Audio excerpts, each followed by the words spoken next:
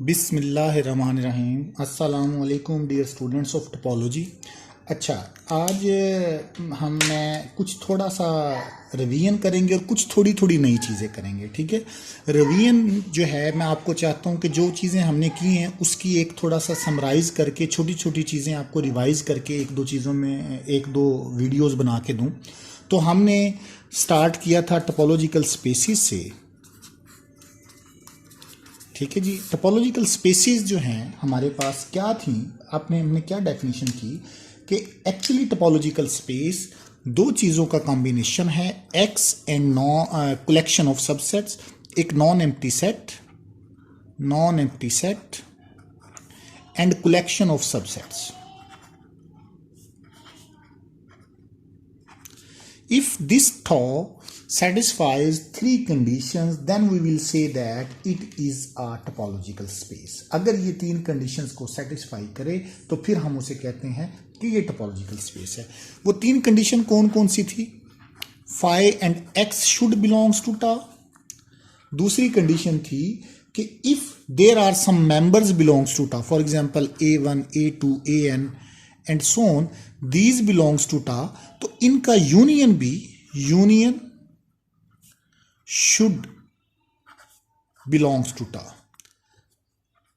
और third condition थी कि अगर आपके पास a1, a2 कुछ एलिमेंट्स tau से बिलोंग करें तो finite intersection belongs to tau। ये थी हमारे पास टोपोलॉजिकल स्पेस की डेफिनेशन। अच्छा, एग्जाम्पल्स को हम थोड़ा सा इंक्रीज करते हैं। इसमें सबसे पहले जो हमने एग्जाम्पल्स की थी वो थी डिस्क्रीट टोपोलॉजी।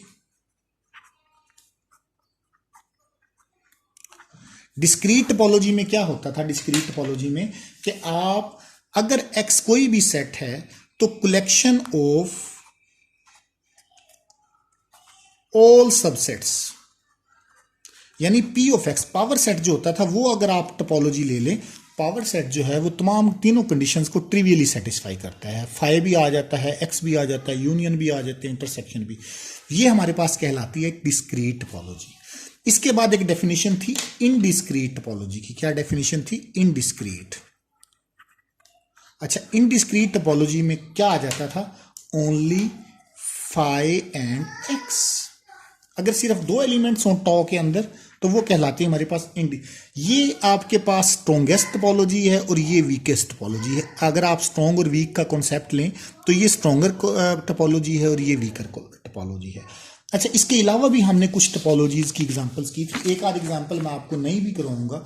फॉर एग्जांपल हमने एक डेफिनेशन की थी यूएल टोपोलॉजी की। यूएल टोपोलॉजी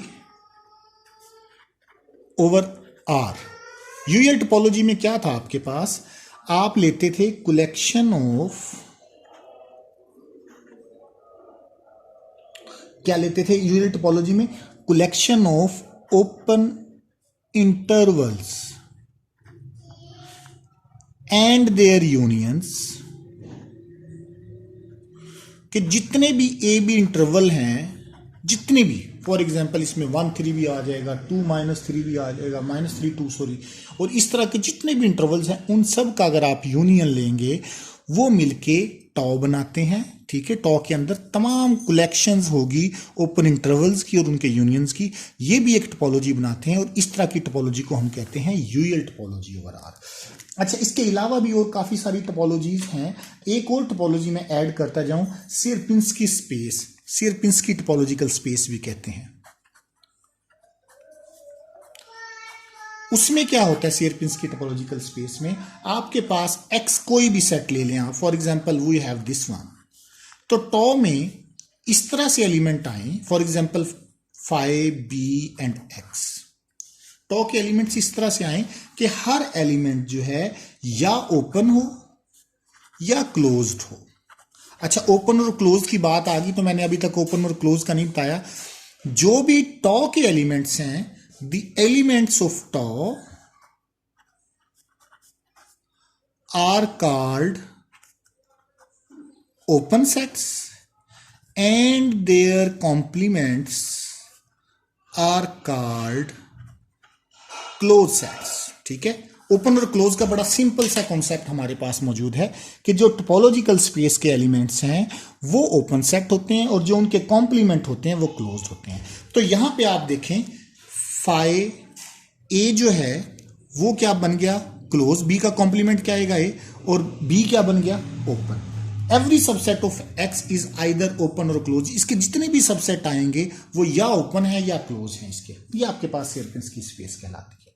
ओके, इसके बाद एक और कॉन्सेप्ट में यहां पे ये भी आपके लिए थोड़ा सा नया होगा, वो है हमारे पास सब स्पेस टोपोलॉजी। सब स्पेस टोपोलॉजी, अच्छा, इसको मैं थोड़ा सा एक्सप्लेन भी करूंगा आपको।